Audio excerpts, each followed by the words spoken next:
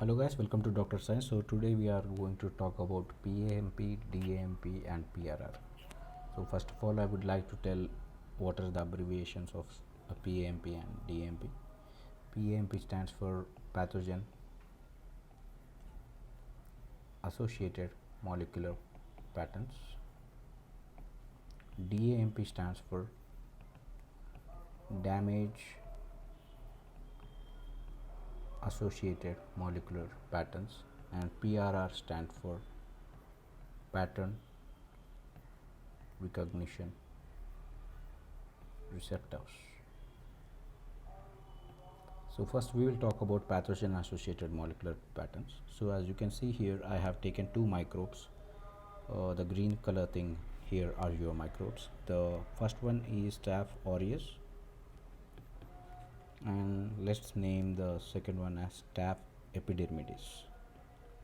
So the both of the microbes, they belong to the same classification. They belong to the Staphylococcus. Okay. So in Staphylococcus we are going to talk about Staphylococcus aureus and Staphylococcus epidermidis. So why I am taking this one, you will understand in a second. So as you can see here, there is an antigen. I will name this antigen and S1, and here is also there is an antigen called S1. And as you can see here, the color is slightly different for these things. So I will name it this one as B1 and this antigen as B2, and finally I will name this one as C1 and this one as C2. So as you can see here, the S1 component is both same for Staph epidermidis and aureus, right? So we can say that the antigenic component, the S1 I am talking about, are shared. The antigenic components are shared among the related microbes.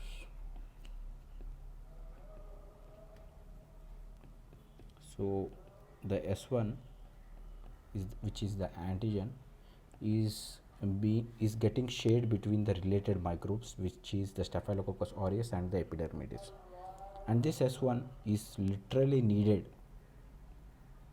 for infectivity. If the S1 is mutated,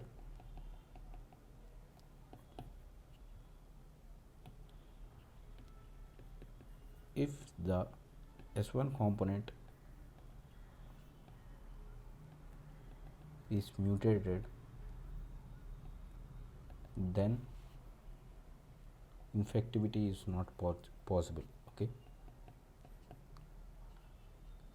So basically this S1 is called as a pathogen because Staphylococcus aureus and epidermidis are pathogens, hence they are called as pathogen associated molecular pattern, because there is a specific pattern, right? Like purple, red and blue, there is a specific pattern, so they are called as the pathogen associated molecular patterns.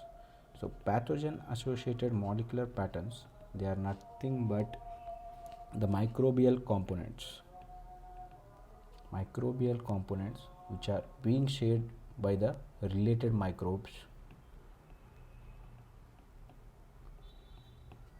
for infectivity.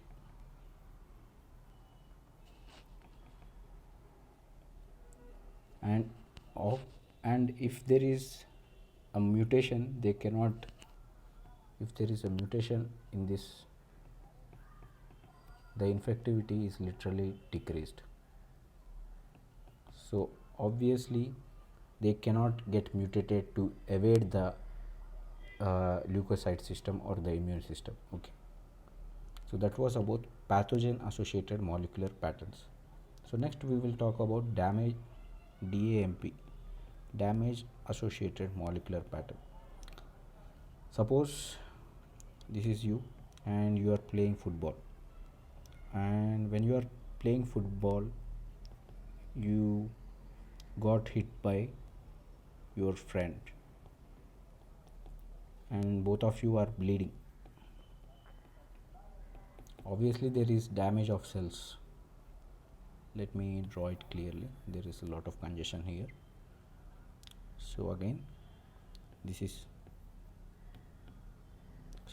you are playing football, and unfortunately your friend came in the way and he hit you and you are literally bleeding. You are bleeding, okay? So obviously there will be damage of cells. When there is damage of cells, obviously the intracellular components can be leaked out to the extracellular. Now this extracellular component which is leaked from the cells can be anything, and we technically call them as damage associated molecular patterns, okay? Because these are associated with chronic cell injury, and there will be a damage leaking of contents into the extracellular, and this extracellular component here has to be removed by the leukocytes, hence they are called as damage associated molecular patterns. So as you can see here, there is specific patterns here everywhere. So these pathogens are having the same antigen, hence they are called as pathogen associated molecular pattern. There is a specific pattern among themselves, like purple color and the black blue color, and here also there is a specific pattern in them. So in order to recognize this pattern, suppose this is a neutrophil.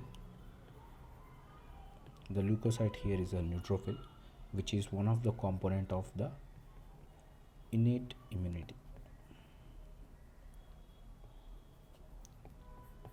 So this neutrophil is able, in order to clear this damage associated molecular patterns, or in order to delete the pathogen associated molecular patterns, or in order to delete the bacteria, it has to recognize those patterns, right?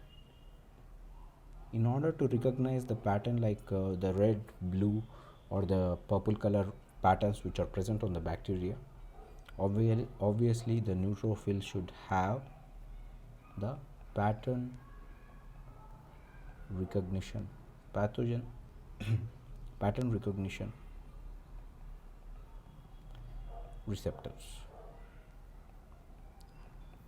which are called as the PRR. So once again I will explain. So here is a neutrophil, and this neutrophil obviously it has some receptors present on it, and these receptors are useful for the recognition of pattern which are present on the microbes or the damaged cells, which are called as the pattern recognition receptors. So this is a neutrophil, and here are your bacteria, Staph aureus and Staph epidermidis. They are sharing a common microbial peptide. I will name it as S1, and this is S1, which is needed for infection of cells or infectivity, so they cannot be mutated.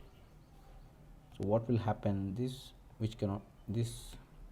peptide which cannot be mutated is called as the pathogen, because bacteria is a pathogen associated molecular pattern.